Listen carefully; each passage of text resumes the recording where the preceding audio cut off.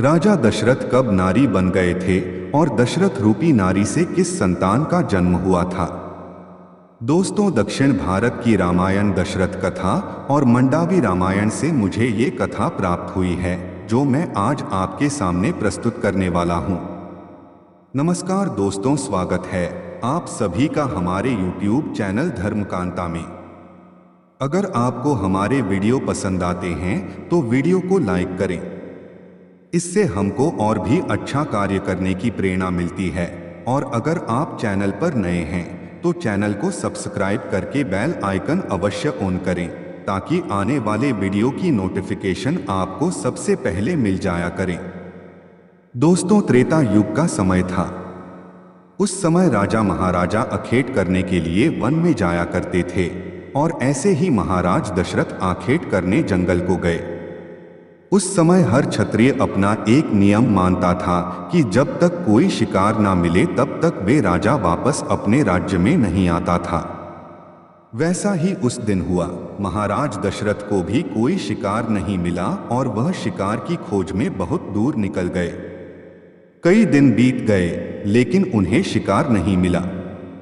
एक दिन वह अपने परिवार की ओर वापस अपने राज्य में लौट रहे थे।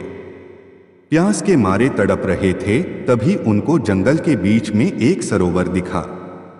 सरोवर इंद्र की अप्सराओं के स्नान करने के लिए था, और उसकी रखवाली विभांडक ऋषि के पुत्र श्रृंगी ऋषि कर रहे थे।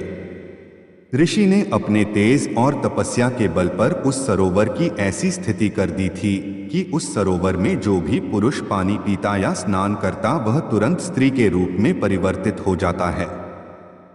दोस्तों, विडंबना देखिए। महाराज दशरथ प्यास के मारे व्याकुल अपने घोड़े को लेकर उसी सरोवर के पास जाते हैं और वे पानी पीने लगे।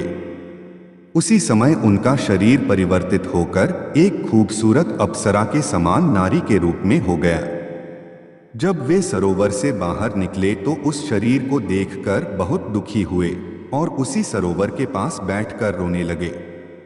उसी जंगल में राजा रोमपाद, जो अंगराज के राजा थे, वह भी शिकार करने के लिए आए थे। जब उनकी नजर एक सुंदर अप्सरा समान राजा दशरथ पर पड़ी तो वहीं रुक गए। महाराज दशरथ ने निर्णय किया कि मैं अयोध्या नहीं जाऊंगा। अगर मैं अयोध्या गया तो वहां मैं क्या कहूंगा? लोग मुझे कैसे पहचानेंगे कि मैं महाराज दशरथ हूं? मैं उन्हें क्या बताऊंगा? वह लोग समझेंगे कि मैंने ही महाराज दशरथ को मार डाला है और मैं उनके राज में इस समय आ गया हूँ क्योंकि मैं स्त्री के रूप में हूँ, तो लोग सोचेंगे ही नहीं। यह बातों को सोचकर डर के मारे उन्होंने अयोध्या जाना स्वीकार नहीं किया। उनकी याददाश्त पहले जैसी ही थी। उनकी चेतना नहीं गई थी। उन्हें सब याद था कि मैं पहले क्या था और इस समय क्या हूँ, लेकिन वह करें तो क्या, सोच विचार कर ही रहे थे। तभी वहां राजा रोमपाद पहुंच गए और बोले, हे सुंदरी, तुम कौन हो और तुम इस निर्जन वन में क्या कर रही हो? तब राजा दशरथ ने कहा, मैं कौन हूं? किसी कार्य से तो यहाँ पर आई थी, मुझे कुछ भी याद नहीं है। तब राजा रोमपाद ने कहा, हे सुंदरी, तुम इस वन में क्या कर रही हो? तुम मेरे साथ मेरे महल में चलो, तुम परम सुंदरी हो। तब राजा दशरथ ने विचार किया, मुझे इसी राजा के साथ जाना होगा। अगर मैं नहीं जाऊंगा तो मैं इस जंगल में क्या करूंगा? अगर मैं किसी दूसरे पुरुष के हाथ लग गया तो मुझे जबरदस्ती यहाँ से ले जाएगा और अपनी रानी बना लेगा, क्योंकि मेरी शरीर इस समय स्त्री रूप में है। यह सोच विचार करके राजा रोमपाद के साथ उनके महल को राजा दशरथ चले गए। रोमपाद ने दशरथ रूपी नारी से विवाह कर लिया। कुछ दिन बाद उन्हें एक पुत्री का जन्म हुआ। उसका नाम उन्होंने शांता रखा। तभी अयोध्या में जब यह सूचना मिली कि कई दिन हो गए महाराज दशरथ वापस नहीं आए, राजा दशरथ की रानियां चिंता करने लगी। तब रानियों ने गुरु वशिष्ठ को बुलाकर उनसे सारी बातें बताई। महाराज दशरथ शिकार करने के लिए वन में गए थे और आज 1 वर्ष बीते जा रहा है। महाराज दशरथ अभी तक अयोध्या वापस नहीं लौटे। अब हमें चिंता हो रही है। गुरु वशिष्ठ महाज्ञानी थे। उन्होंने रानियों को धीरज बनाया और उन्होंने मंत्रियों को बुलाया। मंत्रियों में विद्वान मंत्री आर्य सुमंत को उन्होंने राजा दशरथ की खोज करने के लिए भेज दिया। आर्य सुमंत चतुराई सेना लेकर महाराज दशरथ की खोज में निकले। राजा दशरथ के घोड़े के ताप को देखते हुए चलते रहे और वह वहीं पहुंच गए जहां वह सरोवर था। वहां उनके पैरों के निशान खत्म हो गए। तब वे विचार करने लगे कि आखिर सरोवर के आगे महाराजा दशरथ कहाँ चले गए। आर्य सुमंत ने कहीं कथाएं सुनी थी कि निर्जन जंगल में जो भी सरोवर होता है उसका पूरा ज्ञान करने के बाद ही उस सरोवर में जाना चाहिए। उसमें बहुत ज्यादा विकराल भयानक जानवर भी हो सकते हैं, या फिर वे सरोवर श्रापित हो सकता है, या फिर उसके तेज से कुछ भी हो सकता है। इसलिए वह उस सरोवर के पास तो गए लेकिन सरोवर में पैर नहीं रखा। उन्होंने अपनी सेना को रोक दिया कि कोई भी इस तरह सरोवर के नजदीक मत जाना। वे वहां से आगे चल दिए। तब उन्हें एक आश्रम दिखाई देने लगा। उस आश्रम में ऋषि श्रृंगी तपस्या करते थे। आर्य सुमंत आश्रम में आ गए। आश्रम वहां से उस सरोवर से कुछ ही दूरी पर था। सुमंत ने ऋषि को प्रणाम किया और कहा, हे ऋषि, कुछ दिन पहले हमारे महाराज दशरथ इस वन में आए थे। मैं उनके घोड़े के पैर के निशान को देखते हुए यहाँ तक आ गया।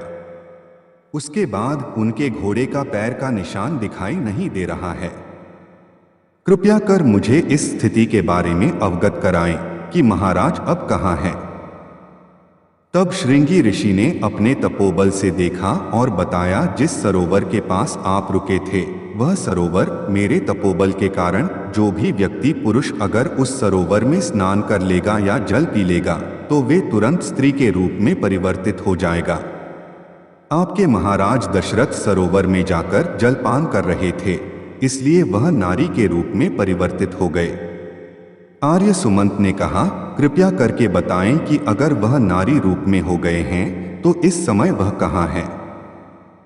अपने तपोबल से महर्षि श्रृंगी ने दिखाया कि देखिए, अंग देश के राजा रोमपाद के यहाँ पर वह उनकी रानी बनकर रह रहे हैं और उन्होंने एक कन्या को जन्म दिया है। आर्य सुमंत ने ऋषि श्रृंगी से आज्ञा लेकर आगे के लिए प्रस्थान किया और जाकर अंगदेश पहुंच गए।